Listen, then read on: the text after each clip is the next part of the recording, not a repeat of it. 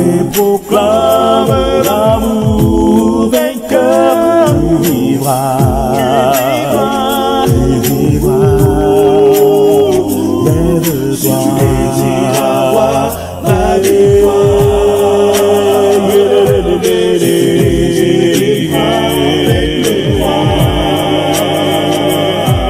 lève-toi et proclame l'amour vainqueur. Tu vivras, tu vivras. Lève-toi.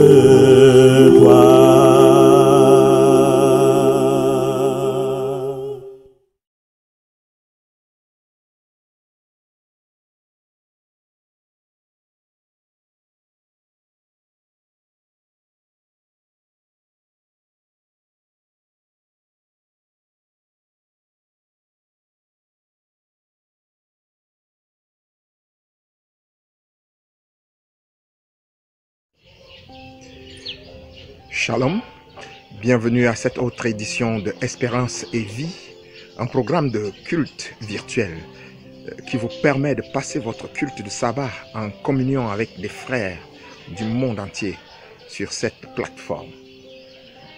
Joyeux sabbat à tous. D'abord un chant spécial exécuté par Julie Merveille de Paris en France. Le titre « Si je n'ai pas l'amour, je ne suis rien ». Puis la prière de Madame Sylvie Mbia de Ngila dans le district de Ntui au Cameroun et le cantique 324 des hymnes et louanges introduisent le pasteur René Blaise Mbop Akok de Mimboman 1 à Yaoundé au Cameroun pour la leçon de l'école du sabbat en résumé. L'hymne 271 des hymnes et louanges et la prière de Arlette Mvouné de Yaoundé au Cameroun clôture cette partie.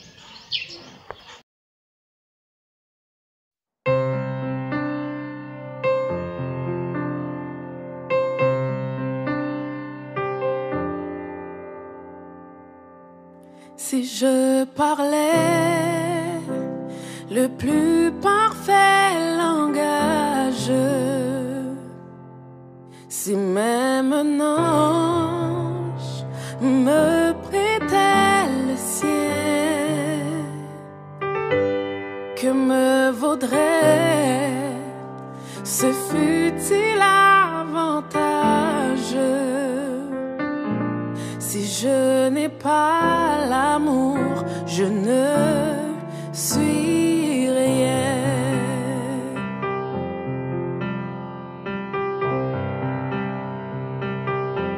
Je ne suis rien qu'un airain qui résonne, une cymbale au rythme répété. Tout manque encore aux grâces que tu donnes. Si je n'ai pas l'amour, je ne suis rien.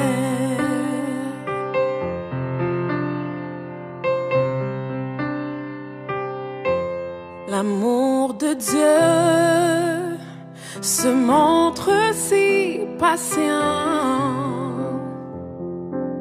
et bienveillant à l'égard du prochain. N'est pas jaloux et non plus ne se vante, ne s'enfle pas d'orgueil et sans dédain. Je ne suis rien qu'un airain qui résonne, une cymbale au rythme répété. Tout manque encore aux grâces que tu donnes. Si je n'ai pas l'amour, je ne suis rien. Je ne suis rien que ni rien qui résonne. Une seule au rythme répété. Tout manque encore aux grâces que Dieu donne. Si je n'ai pas l'amour, je ne suis rien. Si je n'ai pas l'amour, je ne suis rien. Si je n'ai pas l'amour, je ne suis rien.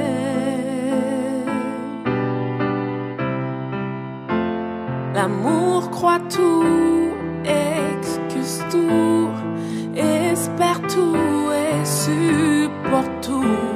L'amour croit tout, excuse tout, espère tout et supporte tout. L'amour croit tout, excuse tout, espère tout et supporte tout. L'amour croit tout, excuse tout, espère tout et supporte tout. Et pardonne tout. Oh, oh, oh.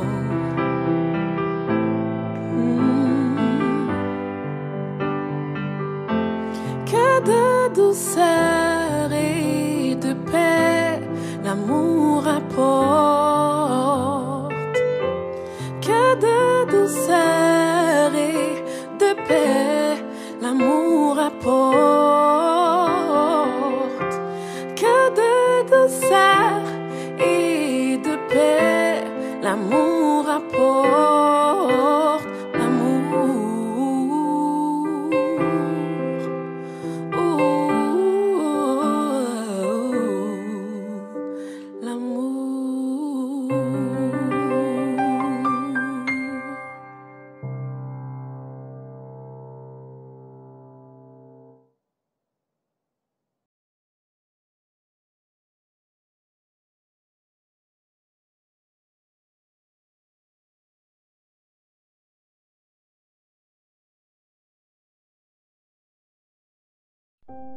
Père, que ton nom soit magnifié, que ton nom soit glorifié parce que tu es Dieu. Nous te sommes infiniment reconnaissants, Papa, nous te disons merci. Merci parce que tu nous as fait voir un jour de sabbat de plus. Papa, maintenant que nous allons entrer dans l'étude de l'école du sabbat, dispose nos cœurs pour pouvoir écouter, mémoriser cette leçon. Bénis abondamment celui que tu t'es choisi pour nous présenter cette leçon. Sois avec nous, assiste-nous. C'est au précieux nom de ton Fils Jésus-Christ que nous t'avons demandé toute cette grâce. Amen.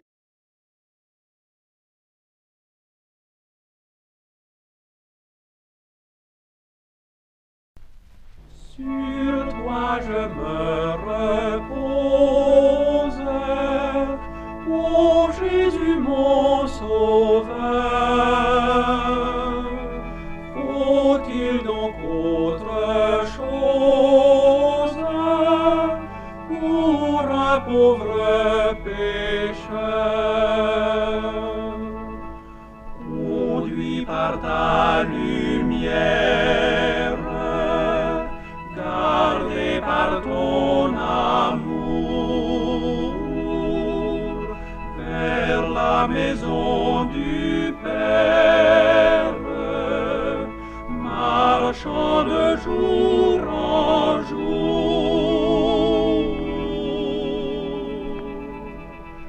Sur toi je me repose, ô Jésus mon Sauveur. Faut-il donc autre chose un pauvre pécheur.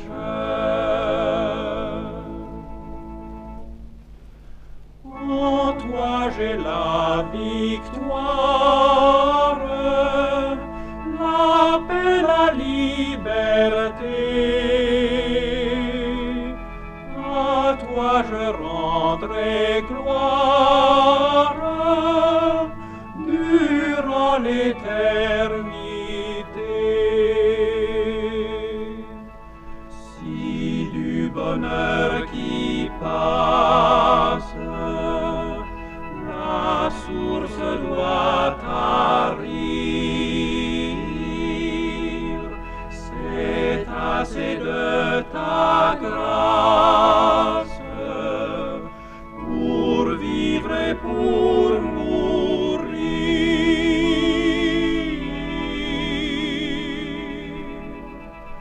Sur toi je me repose, ô Jésus mon Sauveur.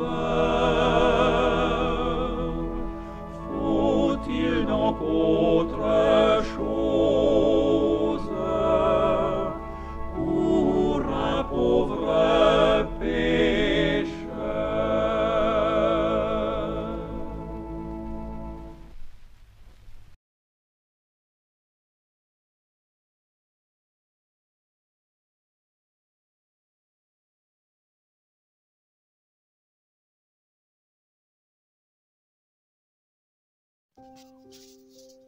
Chers amis téléspectateurs, que la grâce de notre Seigneur soit votre partage. Nous bénissons le Seigneur qui nous accorde ce privilège, chaque sabbat, d'étudier la leçon de l'école du sabbat. Cette semaine, nous étudions la troisième leçon de cette série. Et cette leçon, la troisième leçon de ce trimestre porte sur les racines du mécontentement. Tout au long de cette semaine, nous avons cherché à comprendre quelles sont les sources du mécontentement, l'insatisfaction, le refus d'accepter sa condition,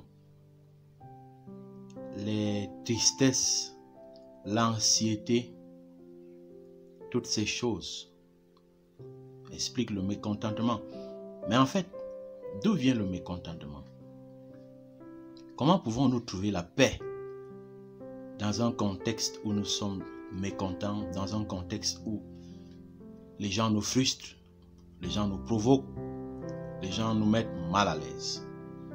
La leçon nous a permis de voir qu'il y a d'abord des sources, des raisons de mécontentement qui sont externes, d'autres causes de mécontentement qui sont internes, et puis la leçon nous invite, nous exhorte à vivre dans la conviction et la sérénité totale et à essayer de vaincre, n'est-ce pas, cette mentalité du mécontentement. Le mécontentement externe, c'est tout ce qui est de nature, n'est-ce pas, à nous mettre mal à l'aise, à nous mettre dans d'autres états et qui ne dépend pas nécessairement de nous. Par exemple, lorsque nous prenons une décision de suivre Jésus, nous pouvons rencontrer l'adversité des membres de notre propre famille, nos amis, qui, n'ayant pas fait le même choix, deviennent nos adversaires, nos ennemis. L'homme aura pour ennemi les hommes de sa propre maison. Et comme Jésus dit dans Matthieu chapitre 10, verset 35, je ne suis pas venu mettre la paix, je suis venu, n'est-ce pas, mettre l'épée entre l'homme et son père, entre le fils et son père, entre la fille et sa mère. Disons que nos choix ne seront jamais acceptés par tout le monde. Et parfois nos persécutions, nos souffrances et nos épreuves seront toujours la conséquence de nos décisions judicieuses. Mais nous ne devons pas craindre cela parce que il vaut mieux tout perdre, il vaut mieux tout endurer pour la justice, au nom de Jésus-Christ. Cependant, il y a aussi des causes de mécontentement qui sont internes. Alors, par exemple, la jalousie, l'égoïsme. Le fait d'être égoïste pousse des gens à se tourner essentiellement vers eux-mêmes, pousse les gens à l'orgueil, au pédantisme, alors qu'en fait, nous devons servir les autres et leur donner de la préférence. Alors, lorsque nous développons en nous de l'égoïsme, naturellement, nous ne pouvons que soit nous faire du mal, soit de faire du mal aux autres. Donc, l'égoïsme qui est en nous, nous pousse toujours à nous tourner vers nous-mêmes de manière à ce que, dans un esprit de narcissisme, lorsque nous ne sommes pas arrivés là où nous voulons arriver, nous nous sentons très mal. Or, les Saintes Écritures nous exhortent vivement à nous détourner de l'égoïsme. L'ambition également. Il y a des gens qui sont tellement ambitieux. Bon, on me dira, mais est-ce que c'est mauvais d'être ambitieux? Disons, il y a une différence entre l'ambition et la prétention. Il est bon d'aspirer aux choses élevées, mais lorsque l'ambition, n'est-ce pas, devient essentiellement orgueilleuse, narcissique, lorsque l'ambition procède par des moyens illicites et tortueux pour accéder à certaines positions, pour des motivations des mobiles égoïstes, alors ça devient une ambition tueuse. Et lorsque les ambitions ne sont pas réalisées, on devient aigri, on devient méchant et on est mécontent, on est insatisfait. Le Seigneur dit que je connais les projets que j'ai pour vous. Notre devoir, c'est d'avancer avec Jésus-Christ sur le chemin qu'il a préparé pour nous jusqu'à ce que sa volonté s'accomplisse. L'hypocrisie également. Jésus-Christ a utilisé 14 fois l'expression hypocrite, n'est-ce pas, dans l'évangile de Matthieu. Et ça n'a jamais été pour désigner quelque chose de gentil. Alors, l'hypocrisie, c'est ce refus d'être soi-même. C'est devenir quelque chose qui n'est pas en fait en nous. C'est parler avec gentillesse alors qu'au fond de soi, on rumine des amertumes. Alors, un homme hypocrite ne peut pas être content, puisque quand il voit les gens, il ne peut pas les aimer véritablement. Tout ce qu'il fait, c'est de l'hypocrisie, c'est la simulation. Et vous ne pouvez pas avoir l'esprit tranquille, vous ne pouvez pas avoir un esprit en paix dans une telle façon de vivre. Alors, le conseil qui nous est donné pour faire face à cette situation de mécontentement, c'est que nous devons apprendre à rester fidèles, même si autour de nous, notre fidélité peut gêner des gens et nous exposer, n'est-ce pas, à des frustrations, à des luttes, à des sanctions, à des batailles et à des dangers. La clé, c'est que nous devons placer toute notre confiance en Jésus-Christ qui a promis de nous donner une vie de plénitude. Bon, si nous sommes blessés, fatigués, épuisés, malades, si nous sommes découragés, nous devons mettre notre confiance en Jésus-Christ. Et puis, Jésus-Christ est en train de nous préparer un endroit où la douleur, l'anxiété, la souffrance, le mécontentement seront bannis pour toujours. Nous devons donc vivre avec cette espérance. Nous devons concentrer nos pensées sur cette précieuse promesse. Parce que les vicissitudes, les tumultes de cette vie vont passer et un espoir d'une vie permanente et perpétuelle dans le contentement nous attend. Que Dieu vous bénisse. Bon sabbat. Shalom.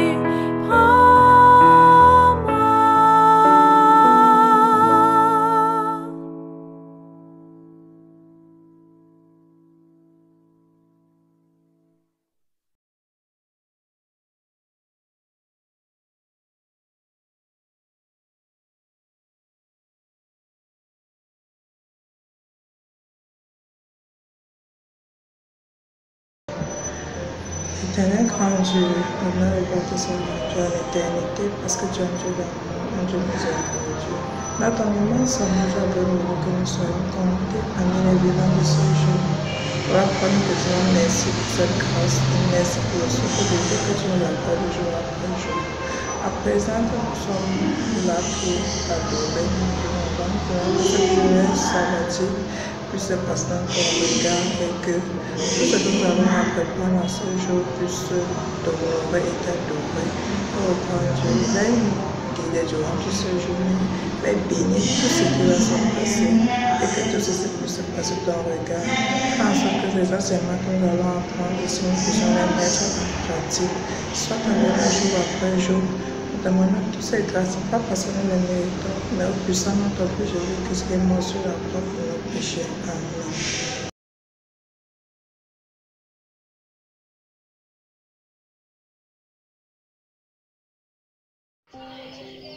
Le service divin se déroulera comme suit. Après la doxologie au numéro 1, vous qui sur la terre habitez, la lecture de la Bible sera faite par Gilbert Roger Sambatina de Biloné, Nkoten, Cameroun. Nous exécuterons tous le cantique 125 et la prière de Stéphane Mangang de Mokolo 1, Nangai Boko, Cameroun, s'élèvera vers le trône de grâce. Nous chanterons encore le cantique 292 et Marie-Noël Samba de Biloné, Nkoten, Cameroun, fera la deuxième lecture de la parole de Dieu. La prière de consécration sera alors dite par Francine Ngo de Djungolo 2, Yaoundé, Cameroun. Ange divine de Paris, France, adorera par sa voix en exécutant un chant spécial. Jésus, tu es ma vie et ma joie. Le pasteur Jean-Claude Nkubidjaba de Manille aux Philippines rompt pour nous le pain de vie ce sabbat avec le sermon titré « Seigneur, tu vois ». À la fin de ce repas spirituel, le cantique 380 nous unira à nouveau, puis l'ancien Yannick Aranda de Manille aux Philippines prononcera la bénédiction.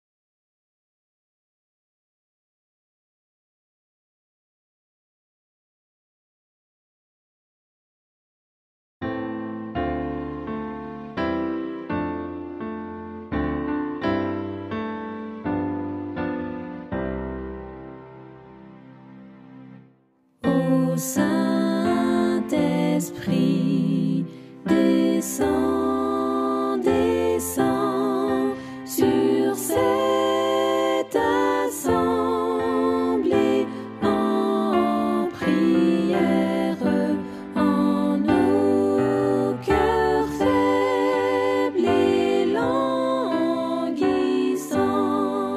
répands ta force et ta lumière.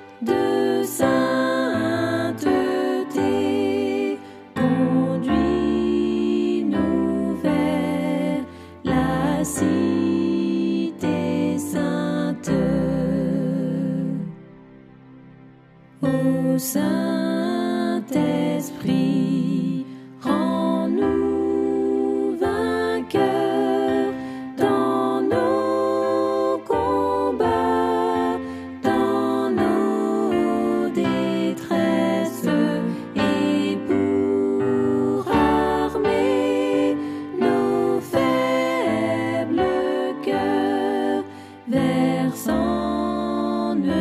toutes tes richesses. Oui, pour rester toujours debout, ce qu'il nous faut, c'est ta puissance, par elle seule, jusqu'au bout. Nous lutterons sans défaillance. Ô Saint-Esprit, viens comme au jour de la première Pentecôte, et par ta grâce, ô Dieu d'amour, que ce lieu soit la chambre haute.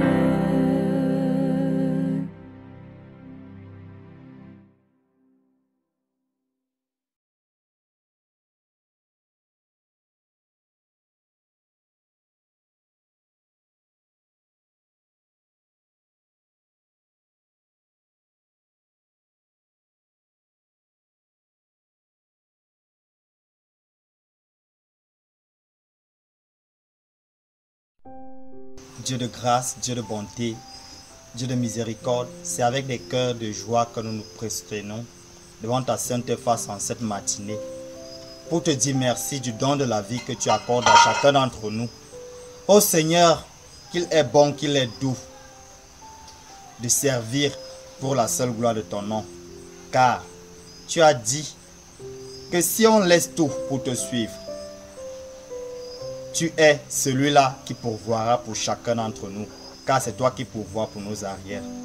Alors en ce moment particulier où tes enfants ont décidé de te servir, en ce moment particulier où tu vas s'aimer de la graine dans chaque cœur ici, présent en ce moment, nous voulons déjà que ton esprit inonde nos cœurs et que cette place trouve une place favorable. Cette parole édifiante, cette parole de vie, cette parole qui illumine les cœurs, cette parole qui console, cette parole qui donne la vie. Merci parce que nous savons que ces moments de partage de ta parole se fera sous ton bienveillant regard. Merci parce que nous savons que tu vas nous assister, tu vas nous conduire, tu vas permettre à ce que ce peuple soit réceptif à celle-ci et que seul ton esprit couronne ces moments, ces instants. Au nom de Jésus-Christ, nous t'avons prié. Amen.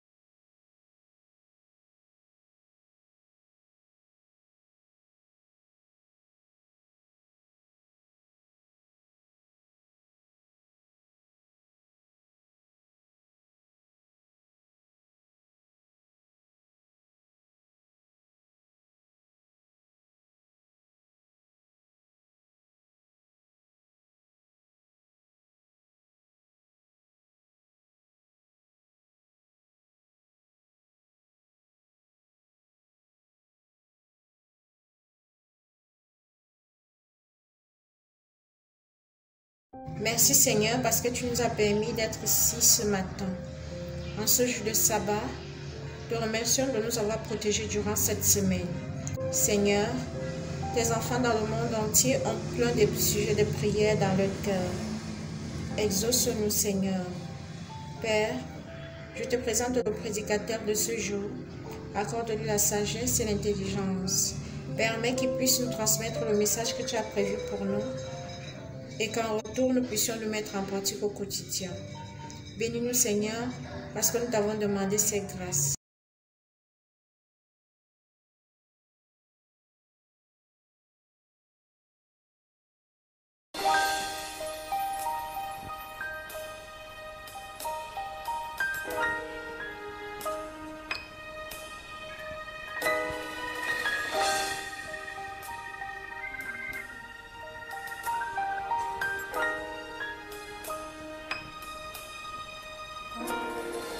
Jésus, tu es ma vie et ma joie.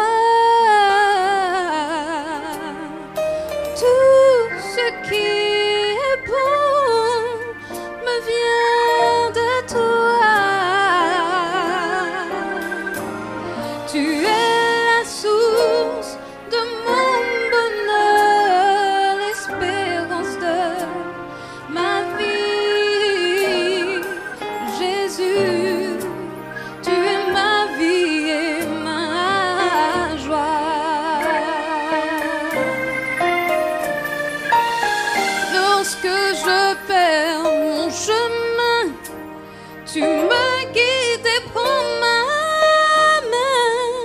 Tu es la lumière dans mes nuits sombres et noires. Dans la tristesse, tu es la joie qui bannit toutes mes craintes. Dans la solitude, mes bras se tendent vers toi.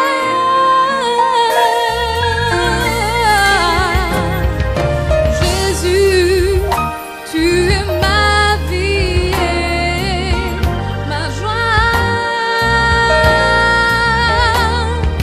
Tout ce qui est bon me vient de toi. Tu es la source de mon bonheur,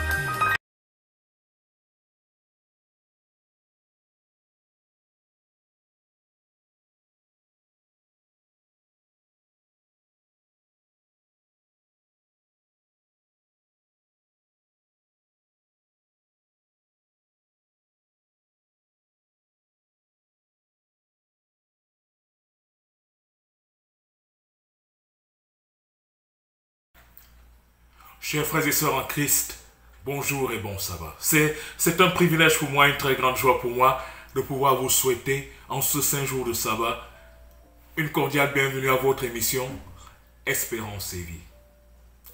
God is good.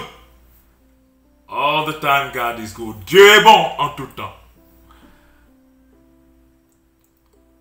Soyez les bienvenus et l'Éternel Dieu vous conduira à travers cette merveilleuse expérience d'adoration et de louange dans cette émission, votre émission Espérance et vie. Le titre du sermon de ce sabbat est Seigneur, tu vois. Seigneur, tu vois. Prions. Saint-Esprit, prends le contrôle de tout ce qui va se dire et tout ce qui va se passer.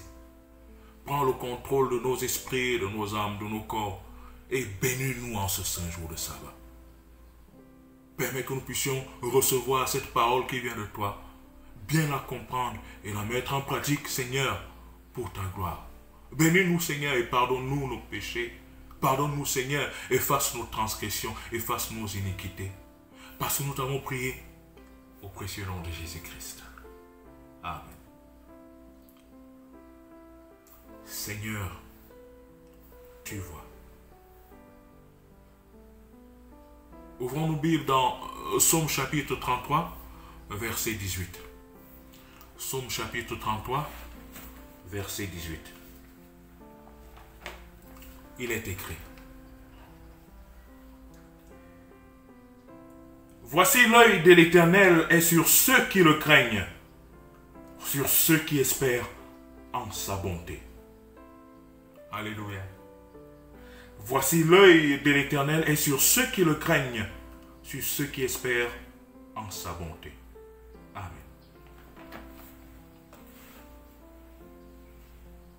Joseph aimait beaucoup ses frères. Il aimait beaucoup sa famille. Et parce qu'il était obéissant. Un enfant obéissant à ses parents. Il a fini par attirer l'attention de son père Jacob. De son père Israël. Et son père l'aimait beaucoup parce qu'il était un enfant obéissant. Et c'est ainsi que Dieu a béni Joseph en lui montrant des visions, des rêves de l'avenir. Des choses que ses frères ont fini par ne pas aimer. Ils ont fini par haïr Joseph, à être jaloux de lui. Et lui fait aussi que son père l'aimait beaucoup. Et un jour, son père Jacob envoie Joseph aller donner la nourriture à ses frères qui étaient en train de garder les brebis quelque part.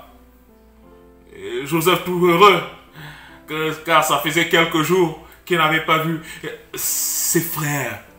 Il était content de voir ses frères, d'aller rencontrer ses frères, leur offrir le repas que son père leur envoie. Et Joseph arrive, mais il ne savait pas que ses frères avaient pour plan de le tuer. Et comme finalement le plan de le tuer a été mis de côté, ils ont trouvé l'idée de le vendre. Et le voici donc le lendemain, après avoir été jeté dans une fosse, dans un puits vide, une fosse. Et voici Joseph sûrement les mains liées, en train de marcher, ayant été vendu par ses frères, par sa famille, ses frères qu'il aimait tant, sa famille qu'il aimait tant. Et le voici en train d'être vendu, les mains attachées par des chaînes, en marchant vers l'Égypte, vers un pays étranger. Ils ont arraché Joseph de l'amour de sa famille, de l'amour de son père, de l'amour de ses frères. Jeune homme d'environ 12 ans, et qui est vendu. Et je l'imagine, Joseph en train de marcher, en train de regarder en arrière, mes frères, mes frères, mes frères. Mais ses frères étaient insensibles aux pleurs de leur petit frère. Et Joseph sûrement, dans les pleurs d'un jeune homme qui se voit séparé de sa famille, il lève les yeux, la tête vers le ciel et dit, Seigneur, tu vois. Seigneur, tu vois. Seigneur, tu connais mon innocence. Seigneur, tu vois. Et Dieu avait vu ce qui s'était passé. Dieu était témoin de la méchanceté, de la cruauté envers Joseph. Seigneur, tu vois. Ah oui, Dieu avait vu, il était présent. Dieu était le témoin de Joseph. Dieu avait vu. Et vous connaissez l'histoire, chers frères et sœurs, chers amis et auditeurs. Dieu avait changé la situation de Joseph. De prisonnier à un homme libre. De prisonnier à premier ministre d'Égypte. Seigneur, tu vois. Lorsque Dieu combat pour toi, mon frère, lorsque Dieu combat pour toi, ma soeur, lorsque Dieu est témoin de ton innocence, des choses qu'on planifie contre toi, même si les coups ont été très durs, et que d'apparence, les plans de tes ennemis, ma soeur, les plans de tes ennemis, mon frère, même si d'apparence ces plans ont réussi, et que tu sembles être dans la boue, et que tu sembles être dans l'ignominie, et que tu sembles être perdu et abandonné, et que tu sembles être en train de marcher vers la mort, vers l'incertitude, dans la pauvreté, dans les échecs de tout genre. Et même s'il semble que les plans de tes ennemis ont réussi dans ta vie, non, non, non, ne désespère pas. Crie vers Dieu, dis Seigneur, tu vois, tu connais ma situation, tu connais mon innocence, Seigneur. Seigneur, tu vois. Et lorsque tu cries vers Dieu, ton cœur se serre. Dieu voit. Et oui, Joseph de crier, Seigneur, tu vois. Dieu a changé sa situation.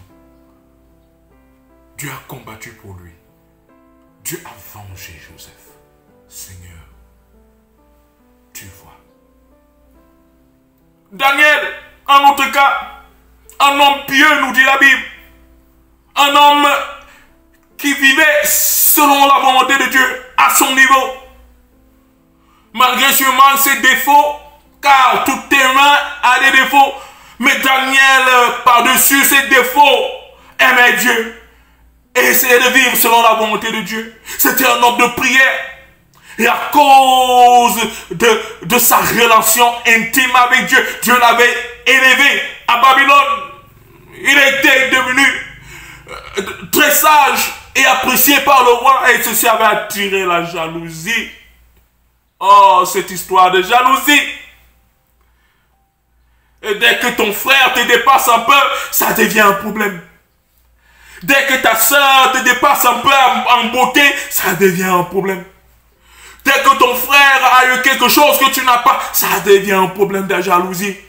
Dès que ta soeur trouve un homme qu'il aime beaucoup et qui se marie, ça devient un problème de jalousie. Cette histoire de jalousie. Joseph était victime de la jalousie. Daniel était victime de la jalousie de ses collègues. Dès que tu as une petite appréciation de la part de tes patrons, ça devient un sujet de jalousie de tes collègues. Dès que tu es élevé par Dieu pour une juste cause, ça devient un problème de jalousie. Et voici Daniel lui aussi, parce qu'il était apprécié par le roi, parce qu'il était aimé par le roi. Les collègues de Daniel étaient jaloux et ont planifié de le faire tuer en l'empêchant de prier, car ils savaient que Daniel aimait Dieu et il priait chaque jour en ouvrant la fenêtre ouvertement. Daniel ne cachait pas son appartenance à Dieu. Et ses collègues sont allés voir le roi en accusant faussement Daniel et en poussant le roi à prendre des décisions selon la loi du royaume, d'interdire toute personne à prier vers qui que ce soit, si ce n'est envers le roi. Mais Daniel n'a pas cessé de prier. Il n'a pas cessé ses bonnes habitudes. Il a continué à prier en ouvrant la fenêtre de sa maison. Et tout le monde voyait Daniel prier, malgré l'interdiction. Et voici qu'on vient prendre Daniel pour le jeter dans la fosse au lion. Et Daniel, sûrement, les mains liées, on est en train de l'amener vers la fosse où les lions sont en train de rugir de famine. Et Daniel sûrement s'écrie, Seigneur, tu vois, Seigneur, tu connais mon innocence, Seigneur, tu vois. Et voici, alors que Daniel sûrement en train de crier dans son cœur, Seigneur, tu vois, tu connais, je suis innocent. Et voici qu'on jette Daniel dans la fosse au lion. Et c'est le silence. Les gens croient que Daniel a été dévoré, mais c'est le silence des lions. Parce que Jésus-Christ, le lion de la tribu de Juda, était descendu avec Daniel dans la fosse. Et les autres lions, qui étaient devenus subitement comme des chats, étaient obligés de se taire, de fermer leur gueule pour sauver leur propre vie, afin de ne pas être dévorés par le lion supérieur, le lion divin, Jésus-Christ, alias lion de la tribu de Juda, le vrai lion indomptable. Nous connaissons l'histoire. Vous connaissez l'histoire, mes frères et sœurs. Daniel est sorti victorieux, alléluia. Et en passant de nuit dans la fosse aux lions, où les lions avaient passé plus de 2 semaines affamés, Daniel est sorti indemne. Mais vous savez quoi? Le roi a fait exécuter tous les accusateurs de Daniel. On les a jetés dans la fosse aux lions. La Bible nous dit qu'avant même qu'ils ne touchent le fond, tous avaient été déjà déchiquetés, eux et toute la famille. Oui, lorsqu'un enfant de Dieu crie, Seigneur, tu vois. Seigneur, tu vois. Lorsqu'un enfant de Dieu présente sa situation en Dieu, Dieu voit. Dieu est témoin et Dieu agit. Seigneur, tu vois. Mardoché, le cousin de la reine Esther, parce qu'il était aussi un homme pieux, un homme juste, un homme intègre, aimé par le roi, le mari de sa cousine Esther. Il y avait un intendant supérieur, Amon, qui était jaloux de Mardoché et qui croyait que Mardoché allait prendre sa place. Et donc il fomente aussi un faux témoignage, une fausse histoire sur Mardoché. Mais en réalité, Mardoché n'avait jamais accepté de se prosterner devant lui. Parce que Mardoché savait qu'on ne se prosterne rien que devant Dieu. Il n'y a rien que Dieu qui est digne du fait que nous puissions nous prosterner devant lui. Pas un homme. Sois-tu grand patron, sois-tu grand président d'entreprise, sois-tu grand chef de je ne sais quelle structure. Et on ne se prosterne que devant Dieu et non devant un homme. Et voici donc, vous connaissez l'histoire. Un monsieur prépare un coup contre Mardoché pour qu'il soit pendu par le roi. Mais Dieu vient changer la donne. Et j'imagine que Mardoché ayant appris cela et qu'il devait mourir, être pendu, Mardoché sûrement dans les jeûnes que tout le peuple à ce moment-là avait organisé un jeûne avec la reine Esther, Mardoché sûrement avait crié à Dieu, Seigneur, tu vois, tu sais que je suis innocent. Seigneur, tu vois. Seigneur, tu vois. Et Dieu avait vu. Dieu était témoin. Et Dieu avait changé la situation. Et celui qui devait être pendu devint celui qui était le premier conseiller du roi. Et celui qui l'avait accusé faussement a été pendu sur le bois. Seigneur, tu vois, mon frère, ma soeur, es-tu dans une situation d'injustice? Es-tu dans une situation où tes ennemis, tes adversaires t'ont accusé faussement? Et tu subis les coups de la méchanceté des hommes et des femmes qui sont autour de toi? Sûrement même dans ta famille, dans ton lieu de service, des fausses accusations. Tout simplement pour te jeter dans la fosse sombre des problèmes, dans la fosse de la mort, dans la fosse du danger. Mon frère, ma soeur, fais comme Joseph, fais comme Daniel, fais comme Mardoché. Lève-toi, lève-toi et invoque l'Éternel Dieu des armées. Dis Seigneur, tu vois. Parce que lorsqu'on dit Seigneur, tu vois, lorsqu'on présente sa situation à Dieu, l'Éternel est présent. Il connaît, il a vu tout ce qui s'est passé contre toi. L'Éternel a vu, il voit, il a vu et il agira. Alléluia. Dieu agira pour toi. Il te relèvera. Il t'enlèvera de la fosse. Tu te remonteras de la fosse et tu seras victorieux. Et ceux qui ont combattu contre toi, ceux qui t'ont fait du mal, ces jaloux qui te veulent du mal, Dieu les fera tomber dans la fosse au lion. Oui, Dieu voit. Mais mes frères, mes sœurs, Dieu agit lorsque nous sommes réellement innocents. Lorsque nous n'avons rien fait, lorsque nous ne sommes pas coupables, lorsque nous sommes connectés à lui, lorsque nos vies sont des vies qui honorent l'Éternel, alors lorsque Dieu voit, alors là il peut te ressortir de la fosse, des pièges de tes ennemis. Joseph était pieux même dans la prison, même en tant qu'esclave, Joseph était attaché à Dieu. Daniel, malgré les fausses accusations, malgré qu'on allait le jeter dans la fosse au lion, Daniel était connecté à Dieu.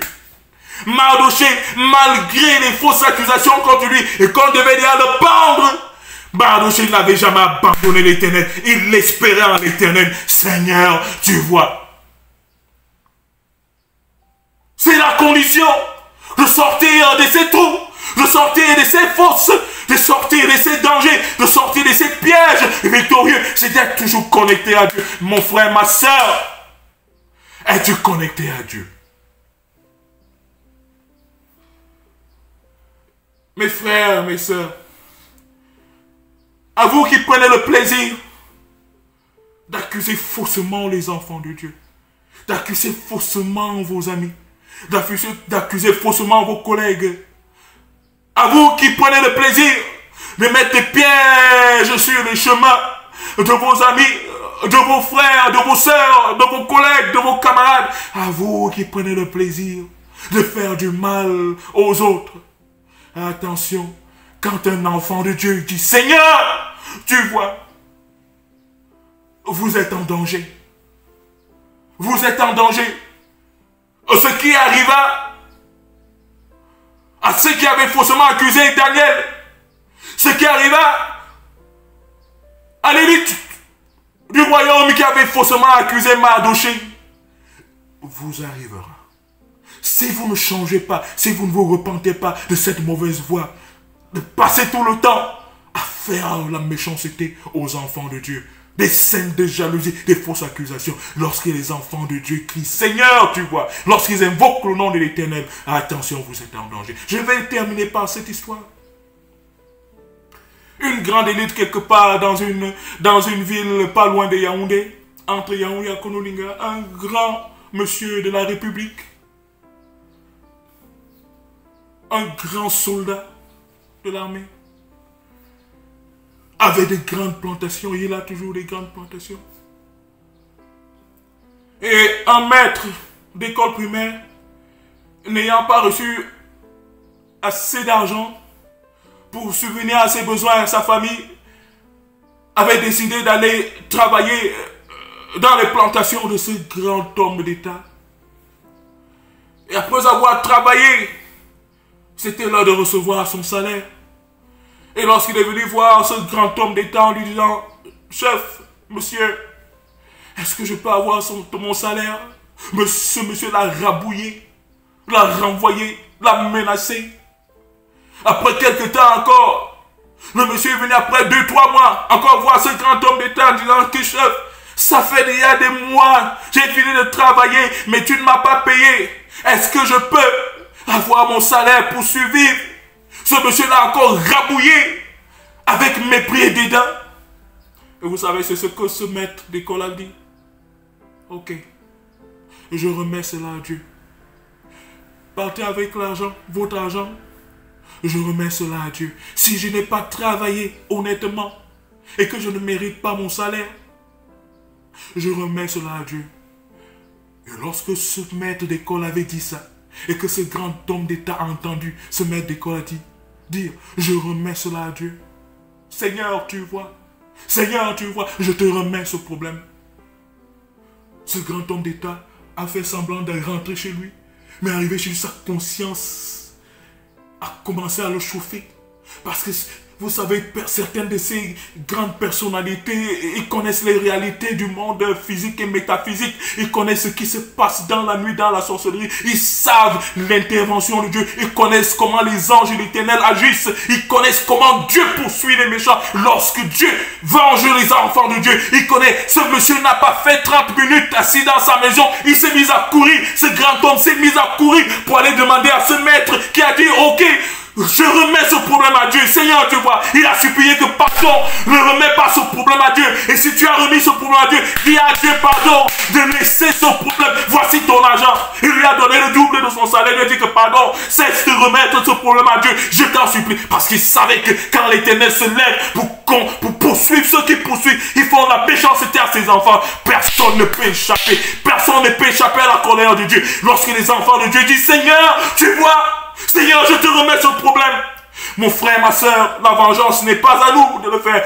La meilleure vengeance vient de l'Éternel. Lorsque vous êtes abusé, lorsque vous êtes accusé, lorsque vous êtes méprisé, lorsque vous êtes opprimé, faites comme Joseph, faites comme Daniel, faites comme Mardoché, priez, jeûnez même si possible et dites, Seigneur, tu vois, Seigneur, tu vois, Seigneur, nous te remettons cette situation. Et lorsque nous remettons la situation à Dieu, et que nous sommes attachés à lui, Dieu agit. Oui, Seigneur, tu vois. Seigneur, tu vois. Veux-tu dire avec moi aujourd'hui, Seigneur, tu vois ce qui m'arrive. Tu as vu, Seigneur. Agis pour moi. Défends ma cause. Guéris-moi. Relève-moi. Sauve-moi. Élève-moi en dignité, Seigneur. Comble-moi de bénédictions, afin que mes adversaires, afin que mes ennemis, afin que ceux qui sont jaloux de moi, afin que ceux qui m'accusent faussement, afin que ceux qui me méprisent, qui m'oppriment, Seigneur, puissent te craindre à cause des manifestations de ta gloire dans ma vie. Seigneur, tu vois, que l'Éternel nous aide à lui faire confiance, à être connecté à lui, dans le bonheur comme dans le malheur, et à lui faire confiance, à savoir lui dire, Seigneur, tu vois, que l'Éternel vous bénisse. Amen.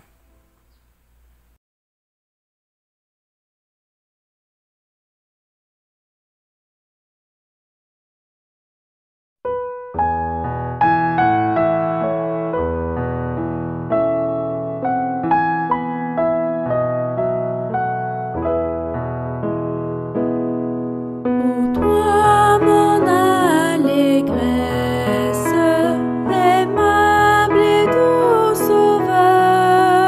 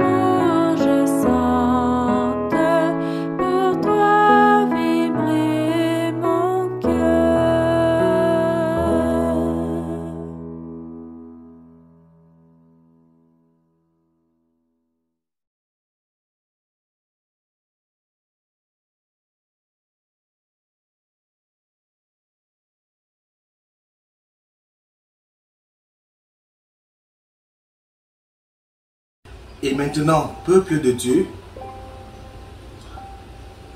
que l'Éternel te bénisse et qu'il te garde. Que l'Éternel fasse luire sa face sur toi et qu'il t'accorde ses bénédictions. Que le Seigneur remplisse ton grenier et que le Seigneur remplisse ta maison de bénédictions. Des bénédictions dans toutes tes entreprises.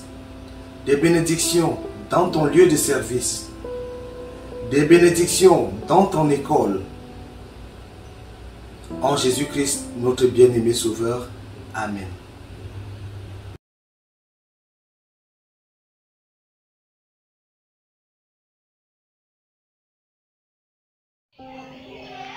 Eh bien, retrouvons-nous tous, s'il plaît à Dieu, sabbat prochain. Et si ne lui plaît pas, si l'un de nous venait à manquer, retrouvons-nous au matin de la résurrection. Joyeux sabbat et à sabbat. Excellente semaine à tous et à chacun.